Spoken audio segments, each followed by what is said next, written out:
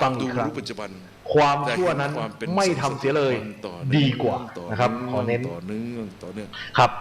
มัน อันนี้ก็คือ ใกล้กับ กรณี อนาคตใกล้ ของ ใช่ไหม นะครับ ที่ ใช่ เรา ไหม มองว่าทำ ไหน ชั่ว บอก ได้ ว่า ดี อย่าคิดไปในอดีตอย่าคิดไปในอนาคต แต่จริงๆแล้ว ตัวเอง ที่ ก็ เขา แอ ได้ บ ดี คิดแต่แอบคิด เพราะ ใกล้ เขา ๆไง เคย ล่ะ ทำความดีมา อ๋อ